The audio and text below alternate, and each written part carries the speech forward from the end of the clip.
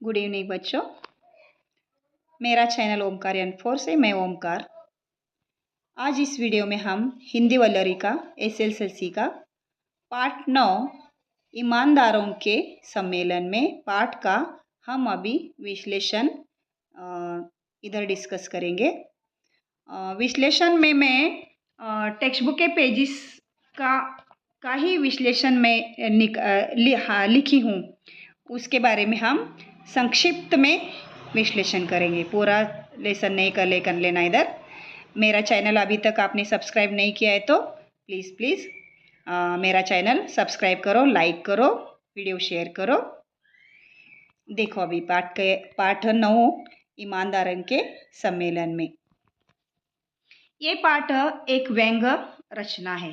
व्यंग्य रचना बोला तो थोड़ा हास्यवादक कथा है। ये मीन्स हास्य और व्यंग का क्या है, पूरा सम्मिश्र है। इधर कॉमेडी, थोड़ा कॉमेडी टाइप है।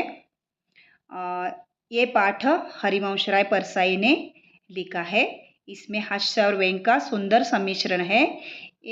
इसमें परसाई जी ने लोगों की बेईमानी, कैसे लोग हमें बेईमान करते हैं, इधर इस पाठ में बोला है। सिर्फ संक्षिप्त में मैंने क्या किया, इधर सारांश लिखा है, उतना ही हम क्या करेंगे, डिस्कस करेंगे। इस व्यंग्य रचना में लेखक हरिवंश परसाई ने समाज में व्याप्त असंगतियों और बेईमानी की संकेत किया है। कहानी में एक व्यक्ति को एक ईमानदार सम्मेलन में उद्घाटन के लिए आमंत्रित किया जाता है, जबकि वह खुद को ईमानदार नहीं मानता। वह सम्मेलन में इसलिए जाने का निर्णय लेता है क्योंकि उसे पहले दर्जे का किराया दिया जाएगा, जबकि वह दूसरे दर्जे में सफ़र करेगा। क्योंकि पहले दर्जे का किराया जो भी दिया होता है वो क्या करेगा, वो अपने पास रखेगा और दूसरे दर्जे पर सफ़र करेगा। इसमें क्या है, ईमानदारी कुछ भी नहीं है। वो ईमानदार रहता नहीं, लेकिन ईमानदार के सम्मेलन में उसको बुलाया गया है, जिससे उसे लाभ ही होगा। लेखक ने इस स्थिति को हास्य और व्यंग के माध्यम से प्रस्तुत किया है, जिससे यह स्पष्ट होता है कि समाज में कई लोग क्या रहते हैं, ईमानदार रहते हुए भी ईमानदारी का ढोंग करते हैं, लेकिन वो ईमानदार रहते नहीं। बड़ी चतुराई से उन्होंने ईमानदारी का क्या किया है, ढोंग किया है, जबकि उनकी वास्तविकता क्या है, अलग है, विपरीत होती है। वास्तविकता क्या होती है, विपरीत होती है। बेईमानी लोग रहते हैं, वो ईमानदार लोग रहते नहीं। पुस्तक में दिया हुआ वो पिक्चर में से आपको मालूम होगा, एक व्यक्ति को ईमानदार के सम्मेलन में बुलाया गया है और वो उधर उसका सम्मान कर रहे हैं। अभी नेक्स्ट पेज पर देखो, उधर क्या दिया है। अभी इस परिच्छेद में लेखक हरिवंश राय परसाई ने एक व्यंग्यपूर्ण घटना का वर्णन किया है, हास्यपूर्वक घटना का वर्णन किया है। लेखक को एक सम्मेलन में मुख्य अतिथि के रूप में आमंत्रित किया जाता है। लेखक को एक सम्मेलन में मुख्य अतिथि के रूप में बुलाया गया है, आमंत्रित किया गया है, जहां उनका बड़ा स्वागत के साथ क्या किया है, फूल मालाएं के साथ क्या किया है, उनका सम्मान किया है, उनका शानदार से स्वागत किया है। उन्हें एक बड़े होटल में क्या किया है, ठहराया जाता है। उनको लेखक को एक सम्मेलन में बुलाया जाता है अतिथि के रूप में, और उनको एक बड़ा होटल रहने के लिए दिया जाता है, जहां अन्य प्रतिनिधि भी उनके साथ ठहरे हुए होते हैं। उद्घाटन के बाद लेखक जाने की तैयारी करते हैं तो उन्हें पता चलता है कि उनकी नई चप्पलें किसी ने चुरा ली है, और उनके साथ एक पर पुरानी और फटी हुई चप्पलें छोड़ दी गई है। बाद में जब एक प्रतिनिधि उनसे मिलने आता है तो लेखक को एहसास होता है कि उस व्यक्ति ने ही उनकी चप्पलें पहनी हुई है, जो उनको बुलाने के लिए आया था, जो भी प्रतिनिधि बुलाने के लिए आया था, उसके पाँव में ही लेखक की चप्पलें रहती है। यह व्यंग्यपूर्ण घटना ईमानदारी के नाम पर होने वाले दिखावे और वास्तविकता के बीच के अंतर को उजागर करती है। बोला तो प्रतिनिधि जो ईमानदार का सम्मेलन कर रहा है, वही लेखक की चप्पलें पाँव में डालकर घूम रहा है और उसकी फटी हुई चप्पलें उधर लेखक को डालने के लिए छोड़ रखा है।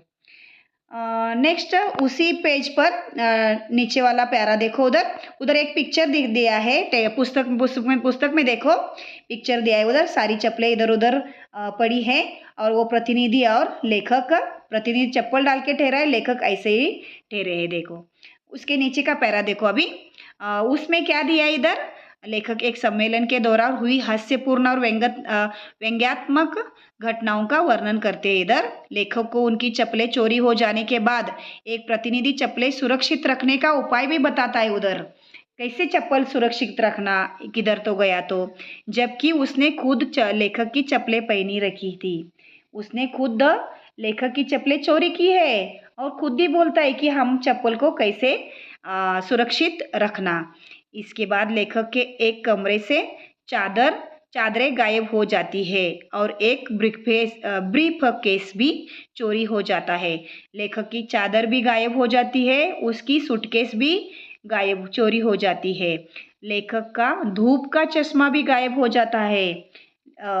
जब भी उनको होटल में ठहराया, वो होटल में से उनका चादर गायब हुआ, उनका ब्रीफकेस गायब हुआ, उनका चप्पल तो पहले ही गया था, धूप में डाल के जाने वाला चश्मा भी क्या हुआ, गायब हो गया।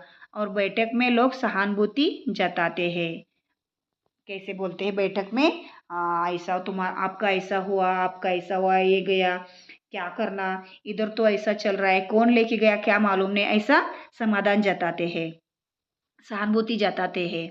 इस व्यंग्यपूर्ण कहानी में लेखक ने ईमानदार कहे जाने वाले लोगों को बेईमानी और दिखावे की पोल खोली है। नेक्स्ट 75 पेज पर देखो, 75वां पेज पर उस पन्ने पर लेखक ने क्या बोला है देखो अभी इधर। इस परिच्छेद में लेखक बताते हैं कि कैसे उनके धूप का चश्मा चोरी हो गया। धूप का चश्मा, जब भी लेखक धूप में जाते थे तब धूप का चश्मा डालते थे, फिर वो कैसे चोरी हो गया इस पेज पर, इस परिच्छेद में दिया गया है। एक प्रतिनिधि वही चश्मा पहनकर उनके सामने बैठा था। जब लेखक ने अपने चश्मे के बारे में बात की तो वह व्यक्ति जिसके सामने बैठा था, लेखक का चश्मा ही डाल के बैठा था। लेखक के सामने लेखक का चश्मा, धूप का चश्मा डाल के बैठा था। लेखक को मालूम हुआ था, लेकिन जब लेखक अपने चश्मे के बारे में बात करते थे तब वो व्यक्ति क्या बोलता था, इसे सहजता से नज़रअंदाज करता था। मीन्स सुनता है लेकिन सुना नहीं, ऐसा एक्शन करता था वो। इसके बाद लेखक को ठंड लगने पर कंबल ढूंढने पर पता चलता है कि वो कंबल भी क्या हुई है, चोरी हो गई। जो भी चीज़ें थी लेखक की, वो सारी चीज़ें क्या हुई है, चोरी हुई है।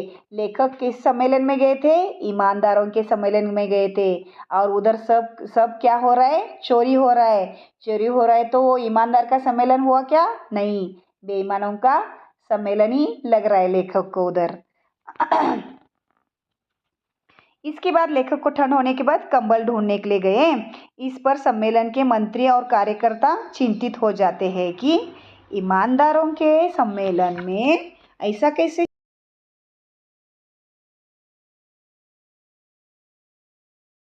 कार्यकर्ता असहाय महसूस करते हैं कि क्योंकि वे सम्माननीय प्रतिनिधियों को रोक नहीं सकते।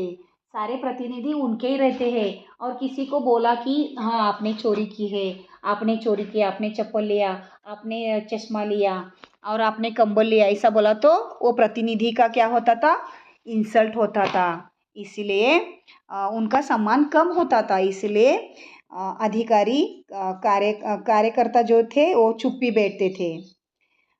नेक्स्ट पेज पर क्या दिया है देखो, नेक्स्ट पेज पर एक पिक्चर दिया है। उधर एक प्रतिनिधि ऐसा ही वो उनका चश्मा डाल के ऐसे ही ठहरा है, देखो उधर पिक्चर ऑब्जर्व करो, लेखक ऐसे ही ठहरे बिना चश्मे के, और वो आगे वाला प्रतिनिधि क्या है, वो चश्मा डाल के ठहरा है।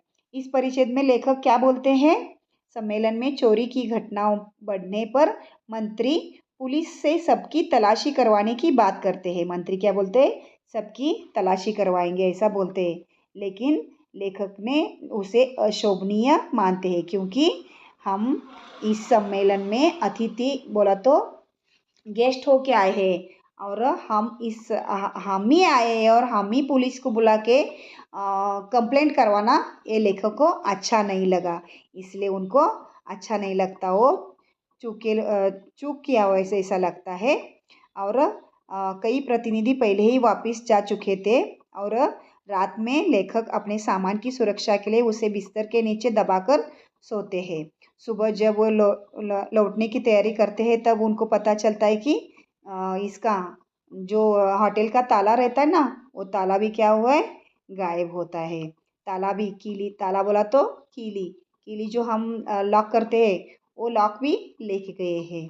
लेकिन मजाक में ऐसा कहते हैं कि अब वे भी बच नहीं सकेंगे, अगर रुक गया तो क्या होगा, मुझे भी लेके जाएंगे, ऐसा लेखक समझते हैं। और लेखक क्या करते हैं, उधर से जाने की गड़बड़ से जाने की तैयारी करते हैं।